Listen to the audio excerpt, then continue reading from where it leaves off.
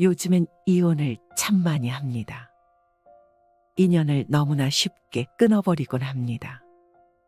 사랑이 없이 조건을 보고 결혼을 많이 하다 보니 쉽게 바람에 나기도 합니다. 부처님은 바람이 나서 배우자를 버리는 사람들은 악도에 떨어진다고 가르칩니다. 오늘은 부처님의 가르침 중 인생의 길잡이가 될 수 있는 말씀들을 공부하겠습니다. 여자가 스스로 제 몸을 지키지 못하고 바람이 나서 남편을 버리고 남자가 마음이 방탕해서 아내를 버리고 다른 여인을 따르는 경우 이런 사람은 다 악도에 떨어진다. 자신의 아내와 남편을 두고 다른 여자나 남자를 따르거나 애욕에 빠진다면 이런 사람은 악도에 떨어진다. 청정이 모든 계의 가장 중요한 핵심이다. 순결과 청정을 잃으면 모든 계를 어기는 것이고 모든 선의 종자를 끊어버리는 것이다. 아내와 남편이라는 인연은 그 어떤 인연보다도 특별하다. 그 둘은 오랜 전생으로부터의 특별한 인연과 목적을 가지고 사랑을 완성하기 위해 이 생에 자리 잡았다. 우주적인 측면과 붓다의 신의 서약으로서 그 둘의 사랑이 꽃 피어난 것이다. 그러한 성스러운 약속과 증명을 파기시키는 불경스러움을 어찌 행할 수 있단 말인가. 그렇기에 삿된 관계로서 청정을 잃게 되면 청정한 진리와 멀어지게 된다. 진리는 청정과 순결 앞에서 꽃 피어난다. 남편이나 아내가 제 몸 하나 스스로 지키지 못해 청정을 잃게 된다면 그것은 배우자에 대한 예의가 아니며 나아가 진리에 대한 예의가 아니다. 청정을 잃고 바람을 피우는 사람이 청정함의 가장 높은 봉우리인 진리와 수행을 어찌 입에 담을 수 있겠는가. 이러한 삿된 애욕의 과보는 악도에 떨어지고 진리와 멀어지는 분명한 결과를 가져온다. 애욕은 내 몸을 불태우며 이번 생뿐 아니라 다음 생의 삶까지 불태우고 만다. 다른 사람의 부인과 침대에 눕는 자에게는 네 가지의 대가가 돌아간다. 실패, 불안, 비난 그리고 지옥이 그것이다. 다른 사람이 내 어여쁜 누이, 동생이나 부인을 욕보인다면 내 마음이 얼마나 아플 것인가. 다른 모든 사람들도 마찬가지이다.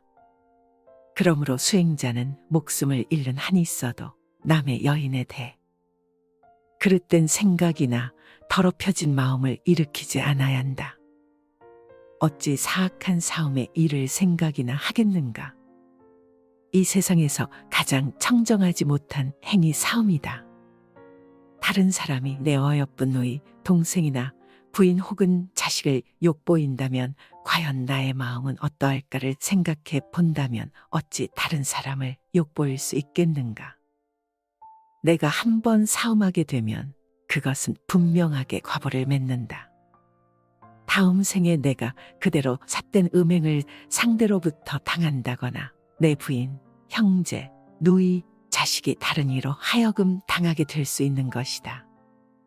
또한 사움을 행하면 하는 일마다 실패를 반복하게 되는 과보를 받고 항상 마음이 불안하며 번뇌의 불길에 휩싸이고 모든 사람들이 자신을 비난하며 죽은 뒤에는 반드시 지옥에 떨어져 오랜 고통을 받게 된다.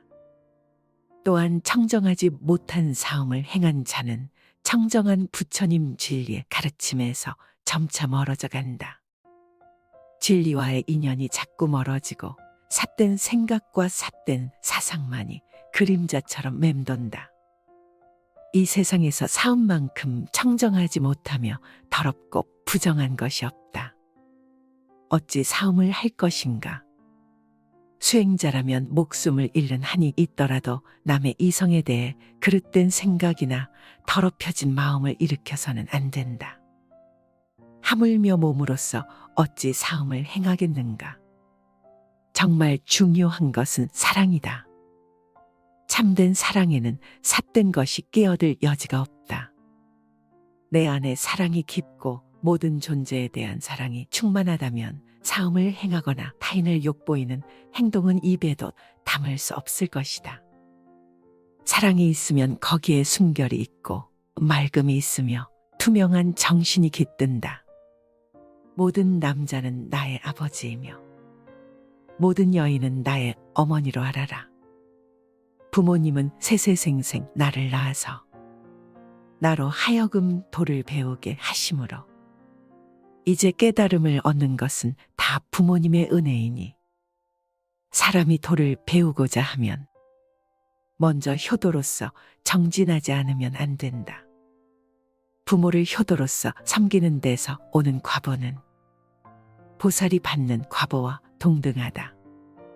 부모님의 은혜는 부처님의 은혜와 동등하고 부모님을 섬기는 데서 오는 과보는 불보살님을 섬기는 데서 오는 과보와 동등하다. 부처님께 예경하듯 하느님께 예배하듯 부모님을 섬기고 부모님께 효도를 베푼다면 이 세상의 모든 선행의 으뜸이 된다.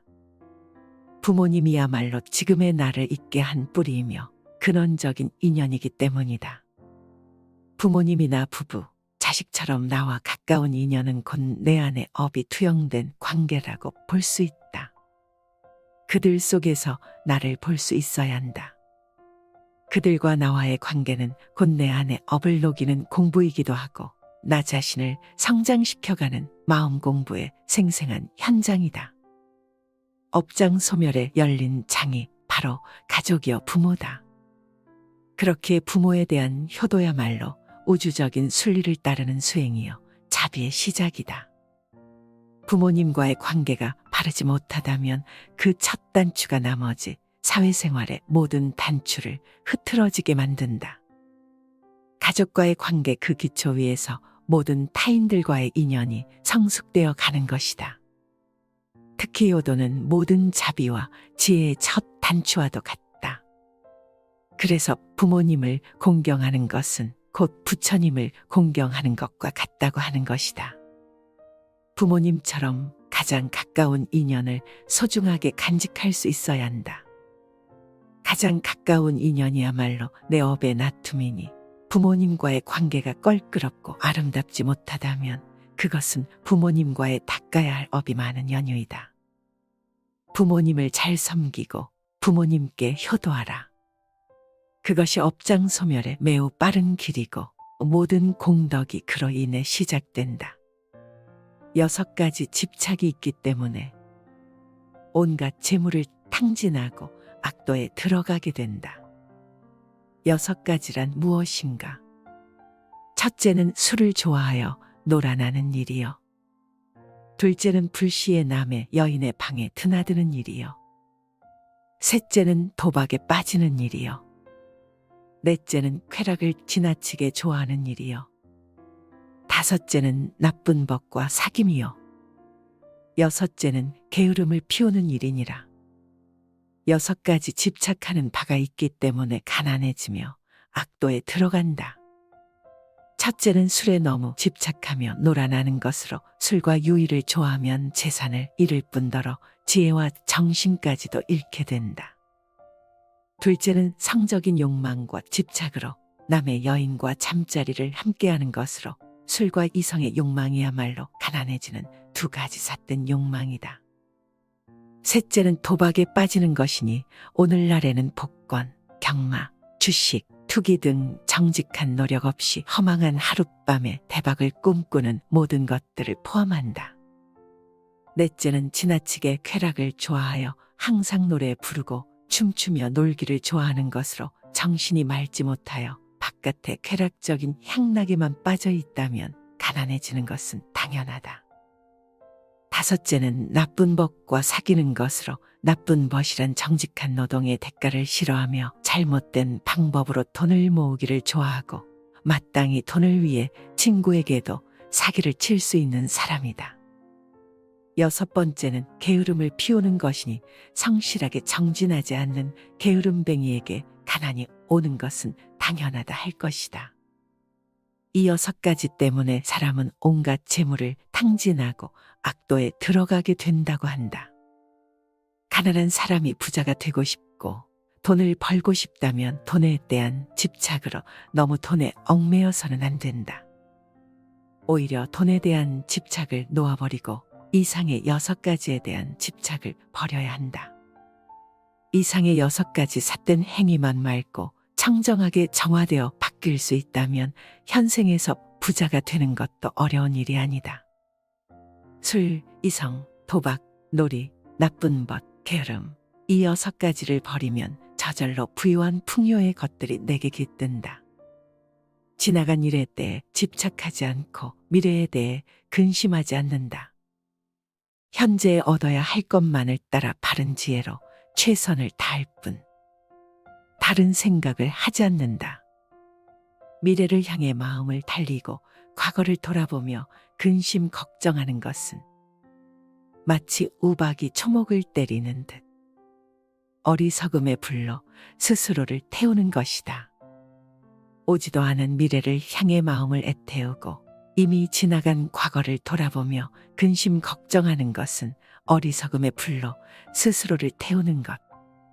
현자는 이미 지나간 일에 집착하지 않고 아직 오지 않은 미래에 대해 근심하지 않는다. 다만 지금 이 순간만을 최선의 지혜로 살 뿐 다른 생각을 하지 않는다. 미래에 대한 준비도 하지 말고 과거의 경험과 지혜도 다 버리라는 말이 아니다. 과거와 미래에 대해 집착하는 마음을 버려야 한다는 말이다. 과거도 미래도 놓아버리고 다만 현재를 살아가는 것이 가장 미래를 잘 준비하는 것이며 지나간 과거를 아름답게 회항하는 길이다. 내일 있을 일을 왜 오늘부터 미리 고민해야 하는가? 1년 후에 있을 수능이며 몇 달 후에 있을 진급을 왜 미리부터 고민하고 걱정하느라 나의 에너지를 낭비하는가? 내 인생 황혼의 노년을 왜 지금부터 고민하는가? 짧은 노후에 쓸 자금 마련을 위해 왜 길고 긴 청춘을 다 쏟아버리는가? 어차피 인생은 불안정할 수밖에 없으며 그렇기 때문에 아름다운 것이다. 미래를 알 수 없다는 불안감, 그것으로 인해 삶은 생기 어린 것이다. 모든 것이 정해져 있고 확정적이라면 삶은 얼마나 생기를 잃고 따분할 것인가. 내일이 정해져 있지 않고 안정되지 않은 그 사실을 받아들이라. 받아들이는 순간 두려움은 사라지고 현재를 온전히 살아갈 수 있는 지혜가 열린다. 미래에 대한 고민을 버리고 내일이라는 단어는 아예 생각조차 하지 말라. 미래나 내일이라는 것은 우리가 만들어낸 이름일 뿐 실체가 없다. 오직 우리 삶에는 현재만이 있을 뿐이다. 결국 현재를 어떻게 사느냐가 내 삶의 전부를 결정짓는다. 다만 지금 이 순간 내가 할 수 있는 현재의 최선을 다하자. 그것이 미래의 온전한 준비이고 과거의 아름다운 회항이다. 부지런함은 생명의 길이요 게으름은 죽음의 길이다. 부지런한 사람은 죽지 않지만 게으른 사람은 죽은 것과 마찬가지다. 항상 힘써 게으르지 않고 스스로를 자제할 줄 아는 지혜 있는 사람은 홍수로도 밀어낼 수 없는 섬을 쌓는 것과 같다. 게으름에 빠지지 말라. 육체의 즐거움을 가까이 하지 말라. 게으르지 않고 생각이 깊은 사람만 큰 즐거움을 얻게 되리라. 부지런함을 즐기고 게으름을 두려워하는 수행자는 크고 작은 온갖 속박을 불같이 태우면서 나아간다. 부지런함은 생명의 길이요 게으름은 죽음의 길이다. 부지런한 사람은 죽지 않는 밝은 생명의 삶을 사는 사람이지만 게으른 사람은 몸은 살아있지만 생명의 몸짓은 이미 죽어있는 자다. 몸뚱이에 대한 집착이 클수록 몸을 움직이기 싫어 게으르며 육체의 쾌락만을 쫓아 이리저리로 휩쓸리는 삶을 살게 된다. 그러한 사람은 끊임없이 업장만 늘려 나가게 되고 죽음의 그림자가 들이온다. 그러나 부지런한 사람은 홍수로도 밀어낼 수 없는 섬을 쌓는 것과 같아서 그 어떤 삶의 역경이 홍수처럼 밀려오더라도 한치의 흔들림 없이 자기 중심을 당당히 세우고 살아갈 수 있다. 또한 부지런한 자에게 닥쳐오는 크고 작은 온갖 속박과 번뇌, 역경을 불같이 태우면서 살아갈 수 있다. 생활의 즐거움만을 쫓아 구하고 모든 감관을 보호하지 않으며 먹고 마심의 정도가 없고 마음이 게으르고 겁이 많으면 악마는 마침내 그를 뒤엎는다. 바람이 약한 풀을 쓸어 넘기는 것처럼 생활의 즐거움만을 구하지 않고 모든 감관을 잘 지키며 먹고 마심에 절도가 있고 항상 정진하여 믿음이 있으면 악마는 그를 뒤엎지 못한다. 마치 바람 앞에 우뚝한 산처럼 생활은 조금 불편해야 좋은 것이다. 너무 편하면 게을러지고 자신의 빛을 잃는다. 눈기 코여 몸 뜻을 가만히 내버려 두고 보호하지 않으면 이내 그 육신의 감각은 좋은 것만을 가리게 되고 욕망에 뒤덮인다. 그러면 나아가 먹고 마시는 일에 절제가 없어지고 몸은 게을러져 어떤 일도 스스로 해나갈 수 없게 되며 나약해지고 겁이 많아지게 마련이다. 그랬을 때 그 나약한 마음의 틈을 타고 악한 생각이 들어오고 온갖 마장이 들끓게 된다. 모름지기 사람은 생활의 즐거움만을 구하지 않아 불편한 가운데 스스로 이겨낼 수 있는 힘과 지혜를 길러야 하고 모든 감관을 잘 다스려 육신의 욕망에 휘둘리지 않아야 한다. 또한 먹고 마시는 일에 절제가 있으며 항상 끊임없이 노력하고 정진하여 마음의 틈을 만들지 말아야 한다. 악마는 그런 수행자를 뒤덮지 못한다. 마치 바람 앞에 우뚝 선 큰 산처럼 사물에 통달한 사람이 평화로운 경지에 이르러 이와 같이 선언하라. 살아있는 모든 것은 다 행복하라. 평안하라. 안락하라. 마치 어머니가 목숨을 걸고 외아들을 지키듯이 모든 살아있는 것에 대해서 한량없는 자비심을 바라라. 또한 온 세계에 대해서 무한한 자비를 행하라. 위로 아래로 옆으로 장애도 원한도 저기도 없는 자비를 행하라. 서 있을 때나 길을 갈 때나 앉아 있을 때나 누워서 잠들지 않는 한 언제나 이 자비심을 굳게 가지라. 자비심에도 연습이 필요하다. 무작정 자비심이 일어나지 않는 것에 화를 내거나 답답해 할 필요는 없다. 우리 마음은 연습하고 반복되는 것에 대한 흡수율이 뛰어나기 때문에 자비심에도 연습이 필요한 것이다. 살아있는 모든 것은 다 행복하라. 평안하라. 안락하라. 는 자비송을 내가 만나는 모든 대상에게 전하라. 입으로도 전하고 마음으로도 전하라. 처음에는 입으로 염송하지만 그것이 반복되다 보면 자비심이 내 세포 하나하나에까지 전달되어 내 존재 자체가 자비심으로 차오르게 되는 밝은 전환을 경험하게 될 것이다. 자비의 개성을 입으로 염하고 마음으로 생각할 때 그 개성은 특별한 에너지와 기운으로 나와 내 주변의 세계에 고스란히 전달된다. 이 세계를 밝히기 위한 노력으로 불교의식에는 축언과 발언이라는 독특한 방식이 있다. 입으로 마음으로 남을 위해 축언해주고 발언해주는 것이 언뜻 보기에는 너무나도 작은 것처럼 느껴질지 모르지만 진리의 언어는 침묵 아니면 자비가 담긴 축언에 있다. 자비의 개성을 세상 모든 이들을 향해 축복의 단비로 내릴 수 있도록 뿜어주라.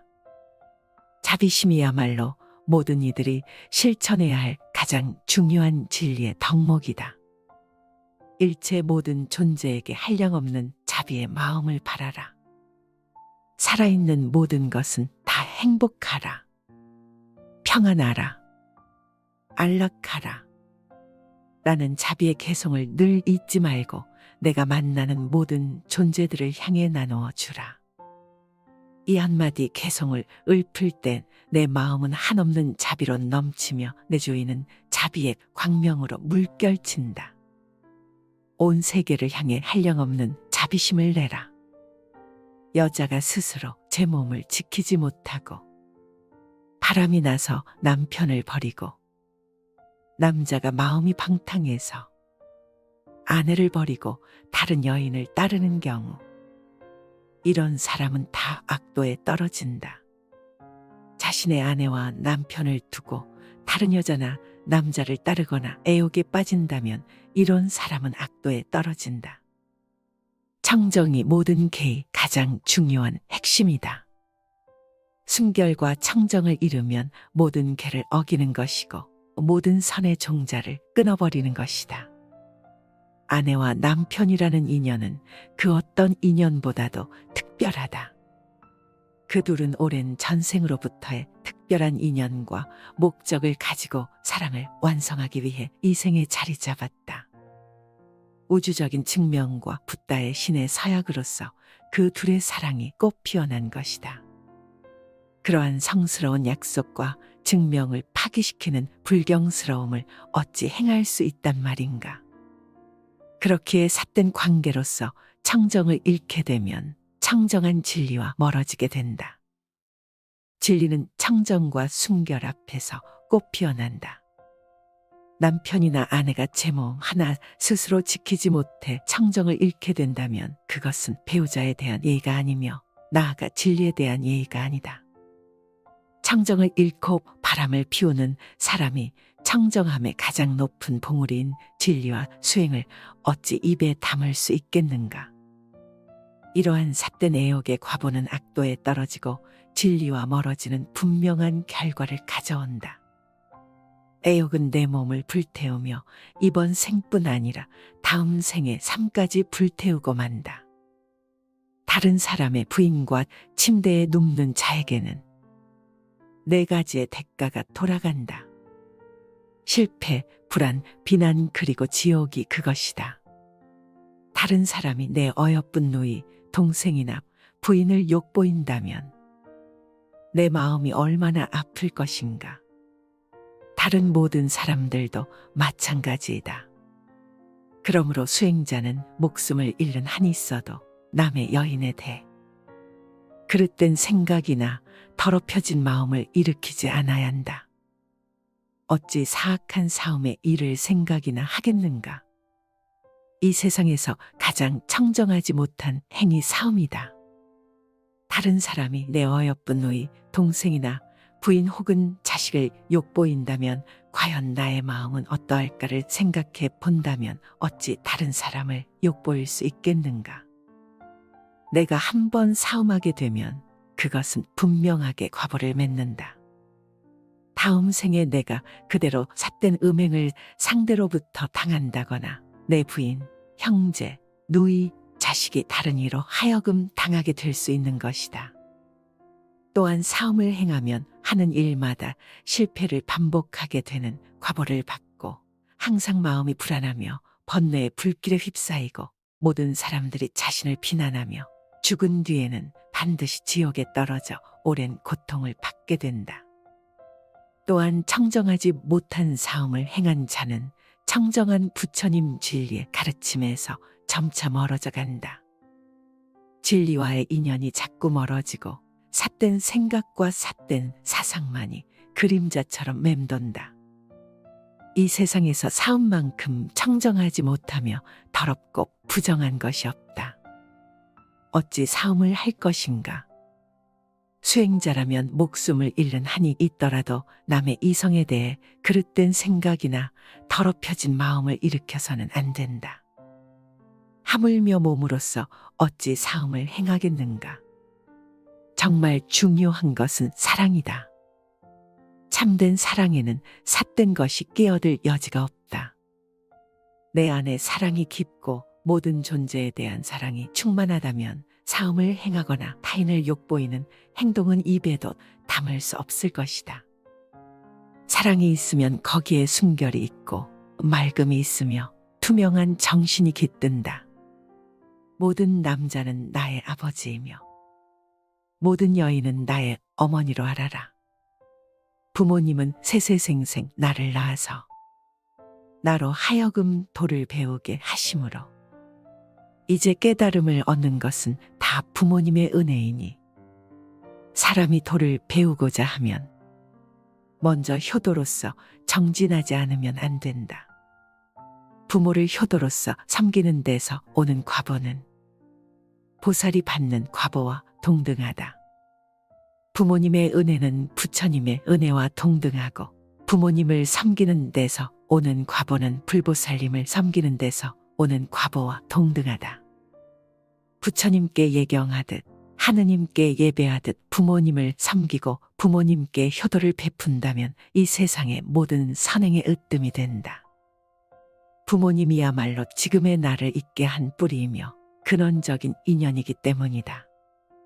부모님이나 부부, 자식처럼 나와 가까운 인연은 곧 내 안에 업이 투영된 관계라고 볼 수 있다. 그들 속에서 나를 볼 수 있어야 한다. 그들과 나와의 관계는 곧 내 안에 업을 녹이는 공부이기도 하고 나 자신을 성장시켜가는 마음 공부의 생생한 현장이다. 업장 소멸에 열린 장이 바로 가족이여 부모다. 그렇게 부모에 대한 효도야말로 우주적인 순리를 따르는 수행이요 자비의 시작이다. 부모님과의 관계가 바르지 못하다면 그 첫 단추가 나머지 사회생활의 모든 단추를 흐트러지게 만든다. 가족과의 관계 그 기초 위에서 모든 타인들과의 인연이 성숙되어 가는 것이다. 특히 효도는 모든 자비와 지혜의 첫 단추와도 같다. 그래서 부모님을 공경하는 것은 곧 부처님을 공경하는 것과 같다고 하는 것이다. 부모님처럼 가장 가까운 인연을 소중하게 간직할 수 있어야 한다. 가장 가까운 인연이야말로 내 업의 나툼이니 부모님과의 관계가 껄끄럽고 아름답지 못하다면 그것은 부모님과의 닦아야 할 업이 많은 연유이다. 부모님을 잘 섬기고 부모님께 효도하라.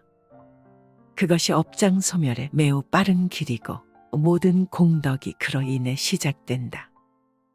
6가지 집착이 있기 때문에 온갖 재물을 탕진하고 악도에 들어가게 된다. 6가지란 무엇인가? 첫째는 술을 좋아하여 놀아나는 일이요. 둘째는 불시에 남의 여인의 방에 드나드는 일이요. 셋째는 도박에 빠지는 일이요. 넷째는 쾌락을 지나치게 좋아하는 일이요. 다섯째는 나쁜 법과 사귐이요. 여섯째는 게으름을 피우는 일이니라. 6가지 집착하는 바가 있기 때문에 가난해지며 악도에 들어간다. 첫째는 술에 너무 집착하며 놀아나는 것으로 술과 유의를 좋아하면 재산을 잃을 뿐더러 지혜와 정신까지도 잃게 된다. 둘째는 성적인 욕망과 집착으로 남의 여인과 잠자리를 함께하는 것으로 술과 이성의 욕망이야말로 가난해지는 2가지 삿된 욕망이다. 셋째는 도박에 빠지는 것이니 오늘날에는 복권, 경마, 주식, 투기 등 정직한 노력 없이 허망한 하룻밤에 대박을 꿈꾸는 모든 것들을 포함한다. 넷째는 지나치게 쾌락을 좋아하여 항상 노래 부르고 춤추며 놀기를 좋아하는 것으로 정신이 맑지 못하여 바깥에 쾌락적인 향락에만 빠져 있다면 가난해지는 것은 당연하다. 다섯째는 나쁜 법과 사귀는 것으로 나쁜 벗이란 정직한 노동의 대가를 싫어하며 잘못된 방법으로 돈을 모으기를 좋아하고 마땅히 돈을 위해 친구에게도 사기를 칠 수 있는 사람이다. 6번째는 게으름을 피우는 것이니 성실하게 정진하지 않는 게으름뱅이에게 가난이 오는 것은 당연하다 할 것이다. 이 6가지 때문에 사람은 온갖 재물을 탕진하고 악도에 들어가게 된다고 한다. 가난한 사람이 부자가 되고 싶고 돈을 벌고 싶다면 돈에 대한 집착으로 너무 돈에 얽매여서는 안 된다. 오히려 돈에 대한 집착을 놓아버리고 이상의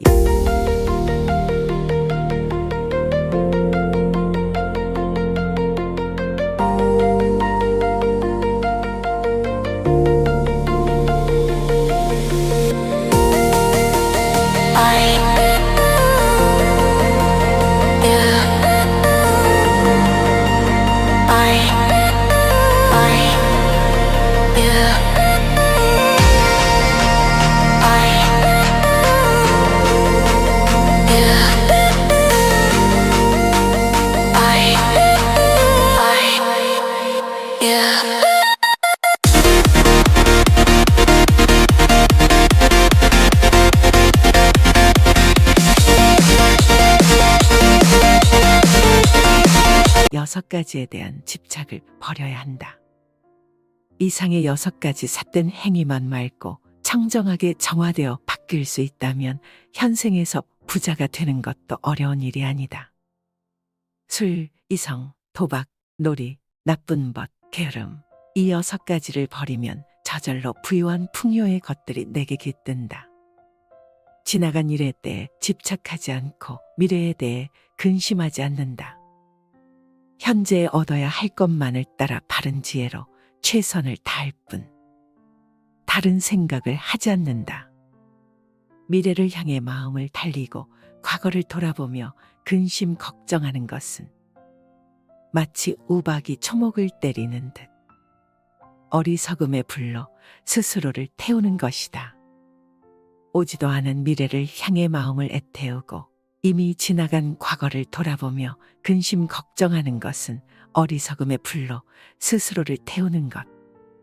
현자는 이미 지나간 일에 집착하지 않고 아직 오지 않은 미래에 대해 근심하지 않는다.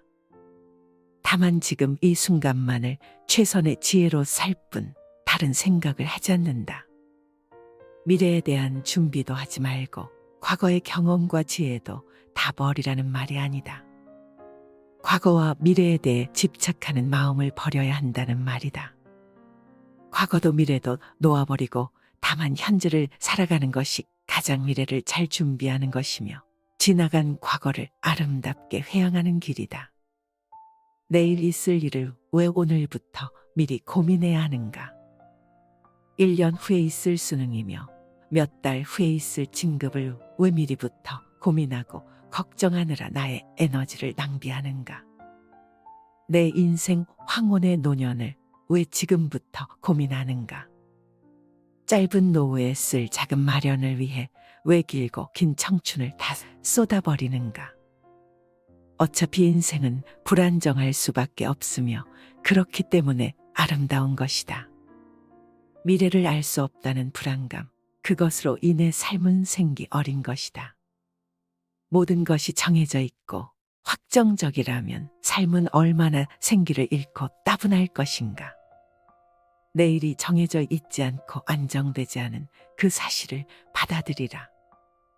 받아들이는 순간 두려움은 사라지고 현재를 온전히 살아갈 수 있는 지혜가 열린다.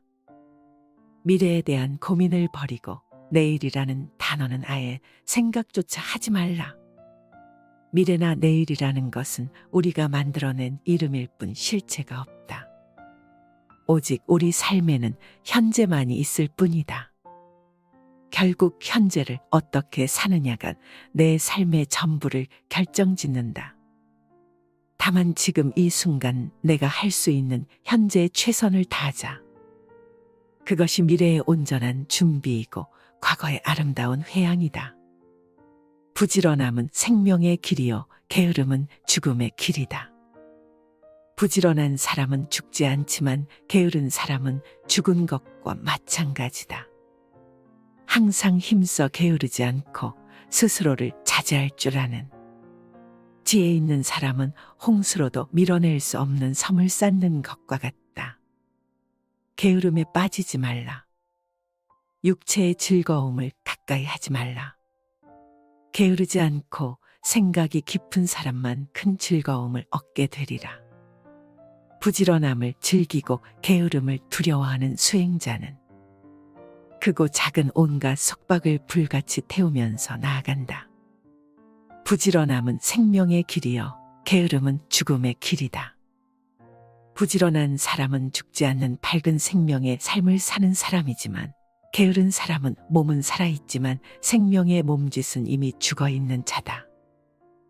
몸뚱이에 대한 집착이 클수록 몸을 움직이기 싫어 게으르며 육체의 쾌락만을 쫓아 이리저리로 휩쓸리는 삶을 살게 된다. 그러한 사람은 끊임없이 업장만 늘려 나가게 되고 죽음의 그림자가 들이온다. 그러나 부지런한 사람은 홍수로도 밀어낼 수 없는 섬을 쌓는 것과 같아서 그 어떤 삶의 역경이 홍수처럼 밀려오더라도 한치의 흔들림 없이 자기 중심을 당당히 세우고 살아갈 수 있다. 또한 부지런한 자에게 닥쳐오는 크고 작은 온갖 속박과 번뇌, 역경을 불같이 태우면서 살아갈 수 있다. 생활의 즐거움만을 쫓아 구하고 모든 감관을 보호하지 않으며 먹고 마심의 정도가 없고 마음이 게으르고 겁이 많으면 악마는 마침내 그를 뒤엎는다. 바람이 약한 풀을 쓸어 넘기는 것처럼 생활의 즐거움만을 구하지 않고 모든 감관을 잘 지키며 먹고 마심의 절도가 있고 항상 정진하여 믿음이 있으면 악마는 그를 뒤엎지 못한다. 마치 바람 앞에 우뚝한 산처럼 생활은 조금 불편해야 좋은 것이다. 너무 편하면 게을러지고 자신의 빛을 잃는다.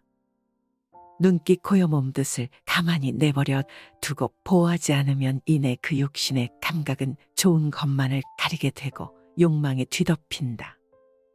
그러면 나아가 먹고 마시는 일에 절제가 없어지고 몸은 게을러져 어떤 일도 스스로 해나갈 수 없게 되며 나약해지고 겁이 많아지게 마련이다.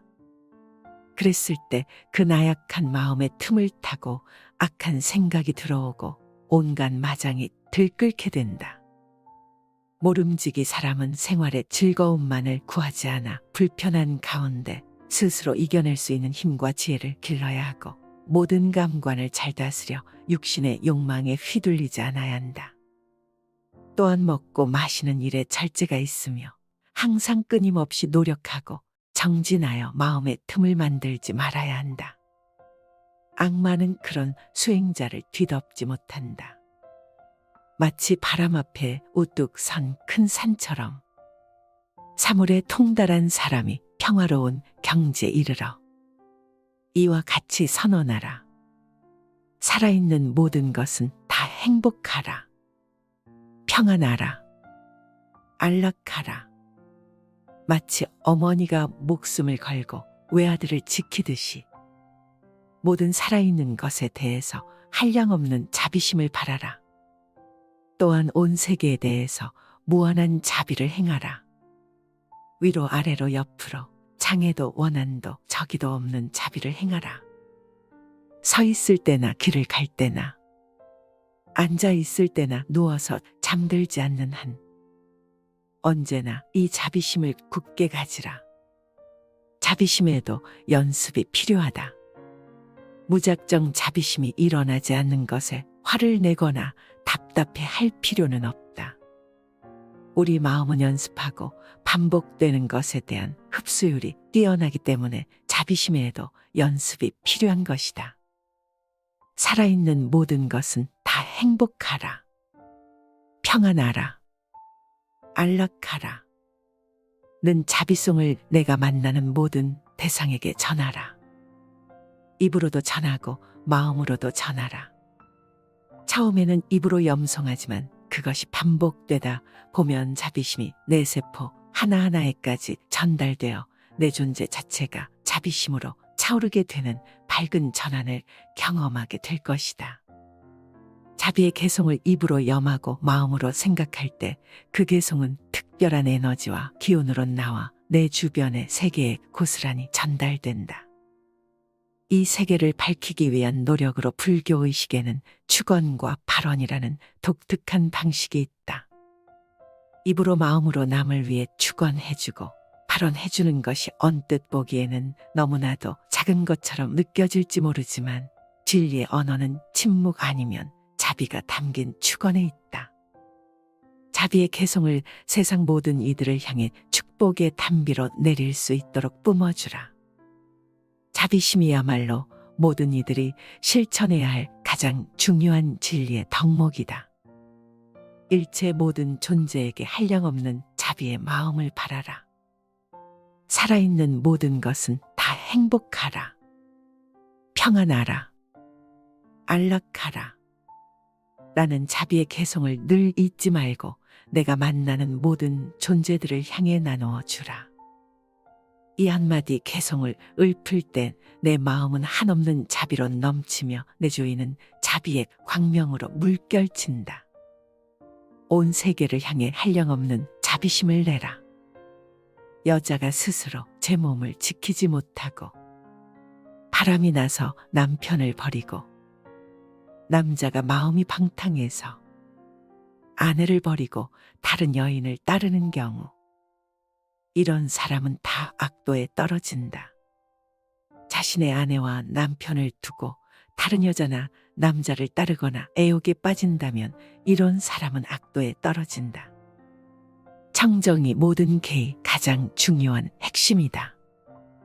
순결과 청정을 잃으면 모든 계를 어기는 것이고 모든 선의 종자를 끊어버리는 것이다. 아내와 남편이라는 인연은 그 어떤 인연보다도 특별하다. 그 둘은 오랜 전생으로부터의 특별한 인연과 목적을 가지고 사랑을 완성하기 위해 이 생에 자리 잡았다. 우주적인 측면과 붓다의 신의 서약으로서 그 둘의 사랑이 꽃 피어난 것이다. 그러한 성스러운 약속과 증명을 파기시키는 불경스러움을 어찌 행할 수 있단 말인가. 그렇기에 삿된 관계로서 청정을 잃게 되면 청정한 진리와 멀어지게 된다. 진리는 청정과 순결 앞에서 꽃 피어난다. 남편이나 아내가 제 몸 하나 스스로 지키지 못해 청정을 잃게 된다면 그것은 배우자에 대한 예의가 아니며 나아가 진리에 대한 예의가 아니다. 청정을 잃고 바람을 피우는 사람이 청정함의 가장 높은 봉우리인 진리와 수행을 어찌 입에 담을 수 있겠는가. 이러한 삿된 애욕의 과보는 악도에 떨어지고 진리와 멀어지는 분명한 결과를 가져온다.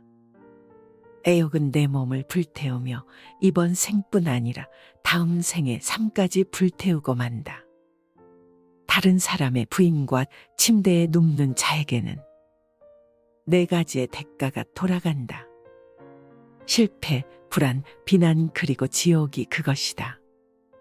다른 사람이 내 어여쁜 누이, 동생이나 부인을 욕보인다면 내 마음이 얼마나 아플 것인가. 다른 모든 사람들도 마찬가지이다. 그러므로 수행자는 목숨을 잃는 한이 있어도 남의 여인에 대해 그릇된 생각이나 더럽혀진 마음을 일으키지 않아야 한다.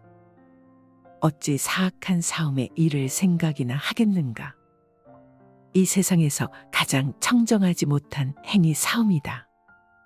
다른 사람이 내 어여쁜 누이, 동생이나 부인 혹은 자식을 욕보인다면 과연 나의 마음은 어떠할까를 생각해 본다면 어찌 다른 사람을 욕보일 수 있겠는가. 내가 한 번 사움하게 되면 그것은 분명하게 과보를 맺는다. 다음 생에 내가 그대로 삿된 음행을 상대로부터 당한다거나 내 부인, 형제, 누이, 자식이 다른 이로 하여금 당하게 될 수 있는 것이다. 또한 사움을 행하면 하는 일마다 실패를 반복하게 되는 과보를 받고 항상 마음이 불안하며 번뇌의 불길에 휩싸이고 모든 사람들이 자신을 비난하며 죽은 뒤에는 반드시 지옥에 떨어져 오랜 고통을 받게 된다.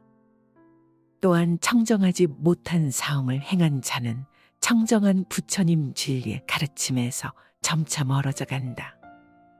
진리와의 인연이 자꾸 멀어지고 삿된 생각과 삿된 사상만이 그림자처럼 맴돈다. 이 세상에서 사움만큼 청정하지 못하며 더럽고 부정한 것이 없다. 어찌 사움을 할 것인가? 수행자라면 목숨을 잃는 한이 있더라도 남의 이성에 대해 그릇된 생각이나 더럽혀진 마음을 일으켜서는 안 된다. 하물며 몸으로서 어찌 사움을 행하겠는가? 정말 중요한 것은 사랑이다. 참된 사랑에는 삿된 것이 끼어들 여지가 없다. 내 안에 사랑이 깊고 모든 존재에 대한 사랑이 충만하다면 사움을 행하거나 타인을 욕보이는 행동은 입에도 담을 수 없을 것이다. 사랑이 있으면 거기에 순결이 있고 맑음이 있으며 투명한 정신이 깃든다. 모든 남자는 나의 아버지이며 모든 여인은 나의 어머니로 알아라. 부모님은 세세생생 나를 낳아서 나로 하여금 도를 배우게 하심으로 이제 깨달음을 얻는 것은 다 부모님의 은혜이니 사람이 도를 배우고자 하면 먼저 효도로서 정진하지 않으면 안 된다. 부모를 효도로서 섬기는 데서 오는 과보는 보살이 받는 과보와 동등하다. 부모님의 은혜는 부처님의 은혜와 동등하고 부모님을 섬기는 데서 오는 과보는 불보살님을 섬기는 데서 오는 과보와 동등하다. 부처님께 예경하듯 하느님께 예배하듯 부모님을 섬기고 부모님께 효도를 베푼다면 이 세상의 모든 선행의 으뜸이 된다. 부모님이야말로 지금의 나를 있게 한 뿌리이며 근원적인 인연이기 때문이다. 부모님이나 부부, 자식처럼 나와 가까운 인연은 곧 내 안에 업이 투영된 관계라고 볼 수 있다. 그들 속에서 나를 볼 수 있어야 한다. 그들과 나와의 관계는 곧 내 안에 업을 녹이는 공부이기도 하고 나 자신을 성장시켜가는 마음 공부의 생생한 현장이다. 업장 소멸에 열린 장이 바로 가족이여 부모다. 그렇게 부모에 대한 효도야말로 우주적인 순리를 따르는 수행이요 자비의 시작이다. 부모님과의 관계가 바르지 못하다면 그 첫 단추가 나머지 사회생활의 모든 단추를 흐트러지게 만든다. 가족과의 관계 그 기초 위에서 모든 타인들과의 인연이 성숙되어 가는 것이다. 특히 효도는 모든 자비와 지혜의 첫 단추와도 같다. 그래서 부모님을 공경하는 것은 곧 부처님을 공경하는 것과 같다고 하는 것이다. 부모님처럼 가장 가까운 인연을 소중하게 간직할 수 있어야 한다. 가장 가까운 인연이야말로 내 업의 나툼이니 부모님과의 관계가 껄끄럽고 아름답지 못하다면 그것은 부모님과의 닦아야 할 업이 많은 연유이다. 부모님을 잘 섬기고 부모님께 효도하라.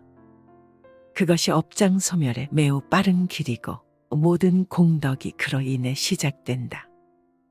6가지 집착이 있기 때문에 온갖 재물을 탕진하고 악도에 들어가게 된다. 6가지란 무엇인가? 첫째는 술을 좋아하여 놀아나는 일이요. 둘째는 불시에 남의 여인의 방에 드나드는 일이요. 셋째는 도박에 빠지는 일이요. 넷째는 쾌락을 지나치게 좋아하는 일이요. 다섯째는 나쁜 법과 사귐이요. 여섯째는 게으름을 피우는 일이니라. 6가지 집착하는 바가 있기 때문에 가난해지며 악도에 들어간다. 첫째는 술에 너무 집착하며 놀아나는 것으로 술과 유의를 좋아하면 재산을 잃을 뿐더러 지혜와 정신까지도 잃게 된다. 둘째는 성적인 욕망과 집착으로 남의 여인과 잠자리를 함께하는 것으로 술과 이성의 욕망이야말로 가난해지는 2가지 삿된 욕망이다. 셋째는 도박에 빠지는 것이니 오늘날에는 복권, 경마, 주식, 투기 등 정직한 노력 없이 허망한 하룻밤에 대박을 꿈꾸는 모든 것들을 포함한다. 넷째는 지나치게 쾌락을 좋아하여 항상 노래 부르고 춤추며 놀기를 좋아하는 것으로 정신이 맑지 못하여 바깥에 쾌락적인 향락에만 빠져 있다면 가난해지는 것은 당연하다. 다섯째는 나쁜 법과 사귀는 것으로 나쁜 벗이란 정직한 노동의 대가를 싫어하며 잘못된 방법으로 돈을 모으기를 좋아하고 마땅히 돈을 위해 친구에게도 사기를 칠 수 있는 사람이다. 6번째는 게으름을 피우는 것이니 성실하게 정진하지 않는 게으름뱅이에게 가난이 오는 것은 당연하다 할 것이다. 이 6가지 때문에 사람은 온갖 재물을 탕진하고 악도에 들어가게 된다고 한다. 가난한 사람이 부자가 되고 싶고 돈을 벌고 싶다면 돈에 대한 집착으로 너무 돈에 얽매여서는 안 된다. 오히려 돈에 대한 집착을 놓아버리고 이상의 6가지에 대한 집착을 버려야 한다. 이상의 6가지 삿된 행위만 맑고 청정하게 정화되어 바뀔 수 있다면 현생에서 부자가 되는 것도 어려운 일이 아니다. 술, 이성, 도박, 놀이, 나쁜 벗, 게으름 이 6가지를 버리면 저절로 부유한 풍요의 것들이 내게 깃든다. 지나간 일에 대해 집착하지 않고 미래에 대해 근심하지 않는다. 현재에 얻어야 할 것만을 따라 바른 지혜로 최선을 다할 뿐 다른 생각을 하지 않는다. 미래를 향해 마음을 달리고 과거를 돌아보며 근심 걱정하는 것은 마치 우박이 초목을 때리는 듯 어리석음의 불로 스스로를 태우는 것이다. 오지도 않은 미래를 향해 마음을 애태우고 이미 지나간 과거를 돌아보며 근심 걱정하는 것은 어리석음의 불로 스스로를 태우는 것. 현자는 이미 지나간 일에 집착하지 않고 아직 오지 않은 미래에 대해 근심하지 않는다. 다만 지금 이 순간만을 최선의 지혜로 살 뿐 다른 생각을 하지 않는다. 미래에 대한 준비도 하지 말고 과거의 경험과 지혜도 다 버리라는 말이 아니다. 과거와 미래에 대해 집착하는 마음을 버려야 한다는 말이다. 과거도 미래도 놓아버리고 다만 현재를 살아가는 것이 가장 미래를 잘 준비하는 것이며 지나간 과거를 아름답게 회항하는 길이다. 내일 있을 일을 왜 오늘부터 미리 고민해야 하는가? 1년 후에 있을 수능이며 몇 달 후에 있을 진급을 왜 미리부터 고민하고 걱정하느라 나의 에너지를 낭비하는가? 내 인생 황혼의 노년을 왜 지금부터 고민하는가? 짧은 노후에 쓸 자금 마련을 위해 왜 길고 긴 청춘을 다 쏟아버리는가? 어차피 인생은 불안정할 수밖에 없으며 그렇기 때문에 아름다운 것이다. 미래를 알 수 없다는 불안감, 그것으로 인해 삶은 생기 어린 것이다. 모든 것이 정해져 있고 확정적이라면 삶은 얼마나 생기를 잃고 따분할 것인가. 내일이 정해져 있지 않고 안정되지 않은 그 사실을 받아들이라. 받아들이는 순간 두려움은 사라지고 현재를 온전히 살아갈 수 있는 지혜가 열린다. 미래에 대한 고민을 버리고 내일이라는 단어는 아예 생각조차 하지 말라. 미래나 내일이라는 것은 우리가 만들어낸 이름일 뿐 실체가 없다. 오직 우리 삶에는 현재만이 있을 뿐이다. 결국 현재를 어떻게 사느냐가 내 삶의 전부를 결정짓는다. 다만 지금 이 순간 내가 할 수 있는 현재의 최선을 다하자. 그것이 미래의 온전한 준비이고 과거의 아름다운 회양이다. 부지런함은 생명의 길이요 게으름은 죽음의 길이다. 부지런한 사람은 죽지 않지만 게으른 사람은 죽은 것과 마찬가지다.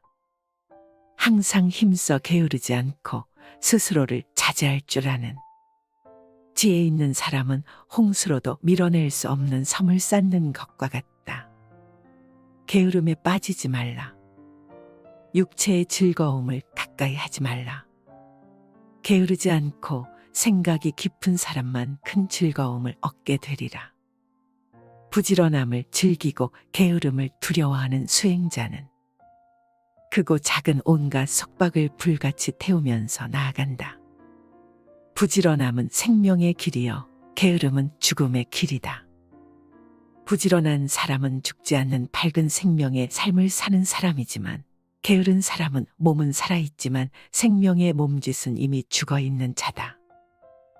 몸뚱이에 대한 집착이 클수록 몸을 움직이기 싫어 게으르며 육체의 쾌락만을 좇아 이리저리로 휩쓸리는 삶을 살게 된다. 그러한 사람은 끊임없이 업장만 늘려 나가게 되고 죽음의 그림자가 들이온다.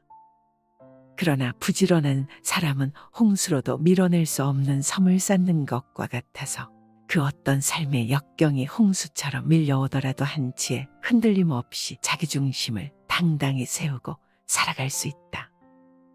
또한 부지런한 자에게 닥쳐오는 크고 작은 온갖 속박과 번뇌, 역경을 불같이 태우면서 살아갈 수 있다.